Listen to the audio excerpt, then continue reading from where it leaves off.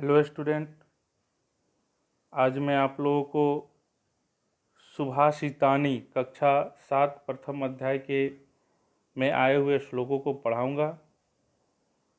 तो सबसे पहले मैं आप लोगों को बताना चाहूँगा सुभाषितानी का अर्थ क्या होता है। सुभाषितानी सुभाषित शब्द सु और भाषित इन दो शब्दों के मेल से संपन्न होता है। सु का अर्थ सुंदर मधुर तथा भाषित का अर्थ वचन है। इस तरह सुभाषित का अर्थ सुंदर मधुर वचन है। प्रस्तुत पाठ में जो श्लोक आए हुए हैं ये सभी श्लोक नीति शतकम, मनुस्मृति, शिशुपाल वध, पंचतंत्र आदि ग्रंथों से रोचक और विचार परक श्लोकों को संग्रहित किया गया। तो मैं आप लोगों को बताता हूँ। पहला श्लोक है पृथिव्याम त्रीणि रत्नानि जलमन्नम सुभाषितम मूढ़ै पाषाण खंडेषु रत्न संज्ञा विधीयते। इसमें हमने शब्दार्थ भी लिखा है, अन्वय भी है और सरलार्थ भी है। तो अन्वय शब्दार्थ यानी जो संस्कृत शब्द हैं उसके हिंदी में अर्थ, अन्वय जो हम सरलार्थ हिंदी में लिखते हैं, जो श्लोक का अर्थ हमने हिंदी में लिखा है उससे हम पहले संस्कृत में अन्वय करते हैं और फिर उसी के हिसाब से हम सरलार्थ हिंदी में करते हैं। तो पृथिव्याम त्रीणि रत्नानि जलमन्नम सुभाषितम मूढ़ै पाषाण खंडेषु रत्न संज्ञा विधीयते। पृथिव्याम पृथ्वी पर, जल और अन्नम, जल प्लस अन्नम, जलमन्नम जल और अन्न। तो पृथिव्याम त्रीणि रत्नानि जलमन्नम सुभाषितम, कहते हैं कि पृथ्वी पर 3 ही रत्न हैं, जल, अन्न और सुंदर वचन। ये 3 रत्न हैं। मूढ़ै, मूढ़ै का अर्थ है मूर्ख। मूढ़ै पाषाण खंडेषु रत्न संज्ञा विधीयते, मूर्खों के द्वारा पत्थर के टुकड़ों, पाषाण खंडेषु यहाँ हमने शब्दार्थ में लिख दिया है। पाषाण खंडेषु का अर्थ है पत्थर के टुकड़ों। तो पाषाण खंडेषु अर्थात मूर्खों के द्वारा पत्थर के टुकड़ों को रत्न का नाम दिया जाता है। दूसरा श्लोक है सत्येन धारते पृथ्वी सत्येन तपते रवि सत्येन वाति वायुश्च सर्वसत्ये प्रतिष्ठितम। सत्येन धार्यते पृथ्वी, सत्येन का अर्थ है यहाँ सत्य के द्वारा, सत्येन धार्यते पृथ्वी यानी पृथ्वी, यहाँ सरलार्थ है कि पृथ्वी सत्य के द्वारा ही धारण की जाती है। सत्येन तपते रवि, सूर्य सत्य के द्वारा ही तपता है। और सत्येन वाति वायुश्च, सत्येन वाति वायुश्च, यहाँ वायुश्च मतलब होता है और वायु मतलब होता है हवा, हवा। और तो सत्येन वाति वायुश्च, और वायु भी सत्य के द्वारा ही बहती है। सर्व सत्य प्रतिष्ठितम अर्थात सर्व सारा संसार सत्य पर ही स्थित है, सत्य पर ही संसार टिका हुआ है। अब तीसरा श्लोक दाने तप्ति शौर्ये च विज्ञाने विनयने विस्मयो न ही कर्तव्यो बहुरत्ना वसुंधरा।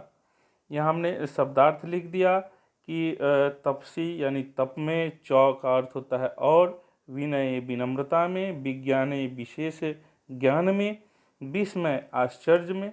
तो हमने शब्दार्थ लिख दिया। अन्वय है दाने तपसी शौर्य विज्ञाने विनयने च। तो अब इसका सरलार्थ यह है कि दाने तपसी शौर्य, दान में, तप में, शौर्य में, शौर्य अथवा बल में, विज्ञाने शौर्य का अर्थ है बल में, विज्ञाने विनयने विज्ञान में, विनय अर्थात नम्रता में, और नीति में आश्चर्य नहीं करना चाहिए। निश्चय ही पृथ्वी अनेक रत्नों वाली है। तो हमें इन सब चीज़ों में आश्चर्य नहीं करना चाहिए। बहुत सारे रत्न हैं जिसके विषय में हम लोग अभी जानते भी नहीं। अब अगला श्लोक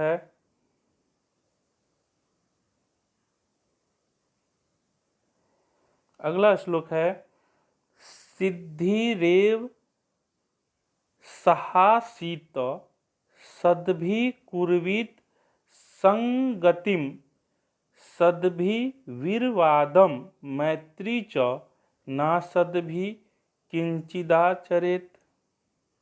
अर्थात सिद्धि रादेव सिद्धि जो एव, तो इसका अर्थ है कि सिद्धि रादेव सहासीत, सज्जनों के साथ ही बैठना चाहिए, सज्जनों से संगति करना चाहिए, सज्जनों के साथ ही सद्भिर विवादम मैत्री च, यानी जो सज्जन लोग हैं उन्हीं के साथ वाद विवाद करना चाहिए, प्रेम करना चाहिए, मित्रता करनी चाहिए, झगड़ा करनी चाहिए। जो भी चीज़ है वो सज्जन लोगों के साथ ही वाद विवाद करनी चाहिए। ना संगी किंचिदा चरित, और दुष्ट लोगों के साथ, दुर्जन लोगों के साथ कुछ भी आचरण नहीं करना चाहिए, क्योंकि जो सज्जन होते हैं वो भावनाओं को समझते हैं और दुर्जन लोग कब और क्या करते हैं इसका कोई पता ही नहीं चलता है। अगला श्लोक है, धन्य धान प्रयोगेषु विद्याया संग्रहेषु च आहारे व्यवहारे च त्यक्त लज्जः सुखी भवेत। धन्य धान, धन और धन यहाँ शब्दार्थ है, प्रयोगेषु अर्थात व्यवहार में। तो इसका अर्थ है कि धन्य धान के व्यवहार में, विद्या के संग्रहण में,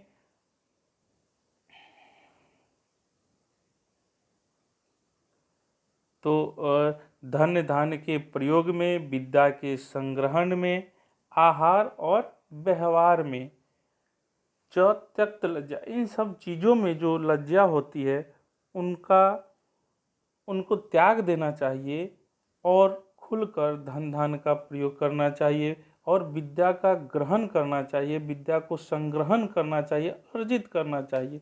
और विद्या अर्जित करने में किसी भी प्रकार की लज्जा नहीं करनी चाहिए और अपने आहार और व्यवहार में लज्जा नहीं करनी चाहिए। और जो इन चीज़ों में लज्जा नहीं करते हैं, त्यक्त लज्जा, यानी जो लज्जा को त्याग देते हैं, वह सुखी रहते हैं। तो मैंने आप लोगों को ये सुभाषितानी और इनमें आए हुए श्लोकों को बताया। आप इन वीडियो को एक दो बार देखें, बार बार जो है सो पढ़ने का प्रयत्न करें, खुद से पढ़ें और इसमें जो प्रश्न उत्तर दिए हैं उनको हल करने का आप हल कर सकते हैं। श्लोक को पढ़ें। धन्यवाद।